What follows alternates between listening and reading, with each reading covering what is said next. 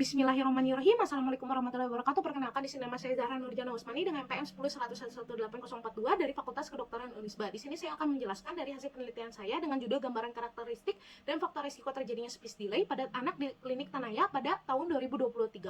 Dari latar belakang tersebut, keterlambatan perkembangan sendiri atau developmental delay pada anak dapat mengakibatkan gangguan pada beberapa domain perkembangan seperti bahasa, fungsi motor, kognisi, interaksi sosial, dan aktivitas sehari-hari. Gangguan speech delay ini merupakan bagian dari global developmental delay yang terjadi pada domain bahasa. Lalu untuk dari sini, dari epidemiologinya sendiri, pada tahun 2018, khususnya di Amerika, 19% ini terjadi pada usia 2-7 tahun. Untuk dari Indonesia khususnya, pada tahun 2008 sampai 2019, data dari LS Harapan Kita Jakarta, di mana diperkirakan mencapai 21%, di mana di usia 13 sampai 36 bulan, 69%, dan berjenis kelamin laki-laki 71%.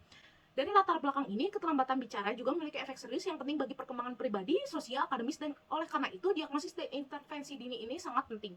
Dari rumusan masalah dari latar belakang yang telah diuraikan, bahwa penelitian ini mengambil bagaimana gambaran karakteristik terjadinya speech delay di klinik Tanaya pada tahun 2023, lalu apa saja faktor risiko berbasis internal, eksternal, dan berbasis keluarga yang terjadi speech delay di klinik Tanaya pada tahun 2023. Lalu di sini juga tujuannya sendiri untuk mengidentifikasi karakteristik dengan speech delay Tanaya pada tahun 2023 dan mengidentifikasi faktor risiko berbasis internal, eksternal, dan berbasis keluarga yang terjadinya pada anak di klinik Tanaya pada tahun 2023.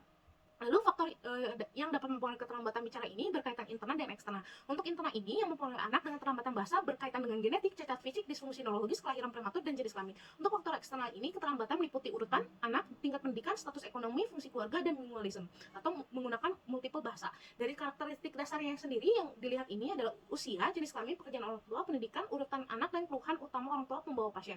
Dari kerangka berpikirnya sendiri, developmental delay ini bisa berkaitan dari satu domain ataupun lebih dari dua domain. Dari developmental delay ini khususnya dia ini terjadi pada dua ataupun bisa lebih domain berkaitan dari motorik, bahasa ataupun sosial. Pada penelitian ini dikhususkan pada di mana untuk keterlambatan khususnya pada bahasa atau disebut juga keterlambatan bicara ataupun bahasa atau speech delay. Di mana saya akan melihat dari gambaran karakteristik yang dipaparkan dari usia, jenis kelamin, dan di sini juga faktor risiko yang bisa berbasis internal, eksternal, dan faktor risiko berbasis keluarga khususnya. Dengan metode penelitian yang telah dilakukan ini adalah sampel diambil melalui teknik non-probability sampling dengan metode convention sampling dengan menggunakan metode desain observasional kualitatif deskriptif menggunakan studi cross-seksional dengan populasi yang dipilih penelitian ini adalah anak diagnosis speech delay di klinik Tanaya pada periode Juli 2023 sampai Januari 2024. Dengan teknik pengambilan sampel ini dengan rumus Lemshow dengan target sampelnya sendiri 24 sampel dengan memenuhi kriterianya sendiri 13 sampel. Teknik pengumpulan ini digunakan penelitian diambil melalui kuesioner dan disetujui oleh komite etik dengan nomor registrasi yang disebutkan. Dari hasil penelitian tersebut, dari gambaran pertama ini adalah gambaran karakteristik di mana dominan pada usia anak 3 sampai 6 tahun di 6 sampel dan jenis kelamin pria dengan 10 sampel. Dengan di sini juga dari faktor resiko internal sendiri dilihat bahwa riwayat kelahiran cukup bulan ataupun tidak prematur di mana 9 sampel dan faktor risiko eksternal yang terjadinya speech delay ini dengan sampel dominannya sendiri di mana durasi terhadap penggunaan gawai ataupun screennya sendiri screen viewing di mana lebih dari 2 jam di 9 sampel. Lalu dari faktor risiko berbasis keluarga ini yang paling dominan ini ketidakhadiran ayah di mana terjadinya dapat memenuhi 6 sampel.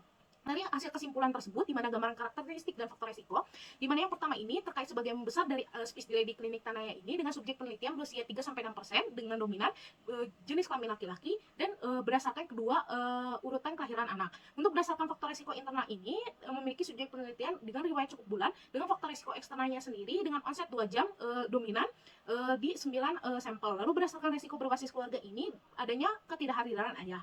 Dari kesimpulan tersebut, dari penelitian di mana gambaran karakteristik sendiri di mana dominan 3-6 tahun ini sesuai dengan penelitian sebelumnya di mana perkembangan ini terjadi di usia 3-16 tahun. Dan insidensi keterlambatan bicara ini lebih tinggi pada pria berkaitan dengan lambatnya pematangan sistem saraf pusat pada anak laki-laki karena pengaruh testosteron yang menghentikan kematian sel dan mempersulit koneksi yang tepat.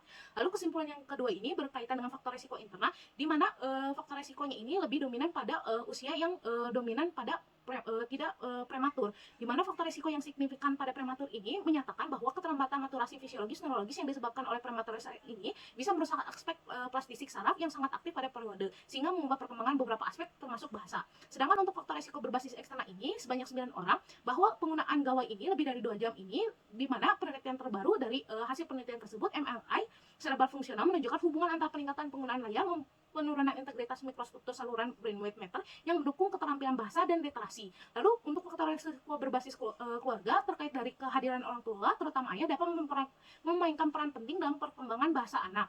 Lalu keterbatasan penelitian ini, di mana penelitian ini mengambil data primer dengan cara kuesioner, masih terdapat kekurangan jumlah responden yang belum memenuhi untuk mengolah data lebih lanjut. Dengan keterbatasan penelitian ini terletak pada jumlah responden yang terbatas, khususnya dalam hal ketersediaan orang tua dengan anak keterlambatan bicara atau speech delay ini, menimbulkan kekhawatiran terhadap kemungkinan terbatasnya intervensi lebih lanjut.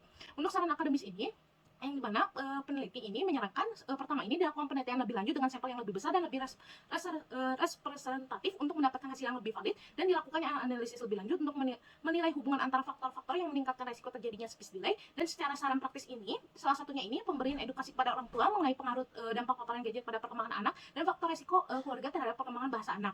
Lalu memberikan edukasi kepada orang tua mengenai peran mereka terhadap mendukung perkembangan bahasa anak, dan dilakukan pemeriksaan kesehatan secara rutin terutama terkait faktor risiko biologis untuk mendeteksi dini mengatasi potensi masalah kesehatan, dan dilakukannya pelatihan mengenai stimulasi bahasa yang aktif pada orang tua.